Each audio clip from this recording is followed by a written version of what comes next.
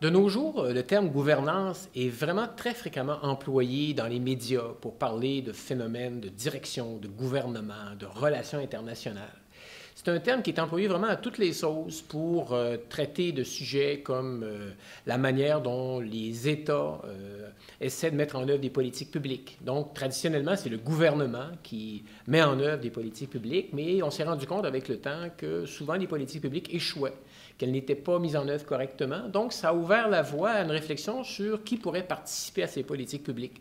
Donc, on parle maintenant de gouvernance pour désigner l'ensemble des parties prenantes, les gens de la société civile qui peuvent avoir voix au chapitre et influer sur le cours des politiques publiques. Mais ce n'est pas seulement dans le secteur public que ça joue aussi dans le secteur privé très largement. Donc, la bonne gouvernance, c'est la manière d'aligner les éléments de motivation ou d'incitation financière des cadres supérieurs des grandes organisations capitalistes en fonction des intérêts des actionnaires. On parle aussi de gouvernance au sein même des organisations. On essaie de décentraliser davantage, de rendre les organisations plus souples, plus dynamiques pour répondre davantage aux besoins de leur clientèle.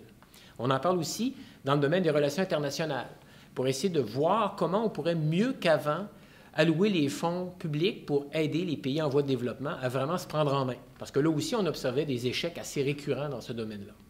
Donc, le mot gouvernance est employé presque universellement maintenant. Il est d'emploi vraiment, vraiment fréquent. Mais aussi, il est connoté très positivement. La gouvernance, c'est une bonne chose. Ça a l'air d'être bien. Mais en même temps, ça perd beaucoup de sa capacité de rendre compte du monde. Qu'est-ce que c'est que la gouvernance au juste? C'est assez flou à un point tel qu'on ne sait pas vraiment ce que ça veut dire dans plusieurs cas. Alors nous, on s'est intéressé dans le cadre du colloque à voir quelle était l'incidence de cette gouvernance sur le fonctionnement et l'organisation des universités.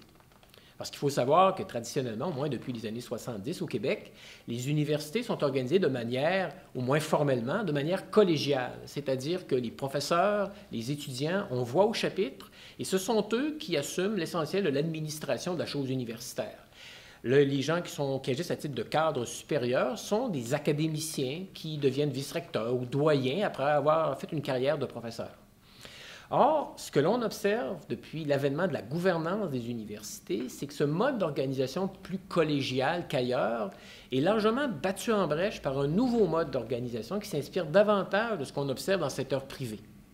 Donc, les doyens, les vice-recteurs se présentent aujourd'hui davantage comme des cadres supérieurs d'entreprise, c'est-à-dire des gens qui sont nantis de responsabilité, ils doivent rendre compte de leur gestion et imposer jusqu'à un certain point leurs décisions à leurs anciens collègues. Donc, la gouvernance, c'est aussi le fait que l'État n'a plus les moyens de ses ambitions quant aux universités. Donc, réduisant son financement, il exige, paradoxalement, d'un autre côté, plus de reddition de comptes, qui coûte plus cher à mener à terme. Et cette reddition de comptes assujettit les universités à des indicateurs de performance qui les mettent en concurrence les unes contre les autres. Donc, les universités déploient des moyens pour faire de la publicité, pour attirer des clientèles, pour faire en sorte que l'université tire son épingle du jeu dans ce jeu de concurrence et de sous-financement des universités. Donc, dans le cadre du colloque, on va s'intéresser à ce phénomène-là. Le passage de l'administration sous un mode collégial à une administration sous une forme davantage hiérarchique, davantage inspirée des pratiques du secteur privé, que résume bien le terme de gouvernance. Et dans le cadre du colloque, on va voir comment la mission même de l'université, sa raison d'être, est possiblement modifiée par ce recours au terme gouvernance et à des pratiques de gestion et de direction qui vont à l'encontre de la tradition qui était à l'œuvre au Québec depuis une quarantaine d'années.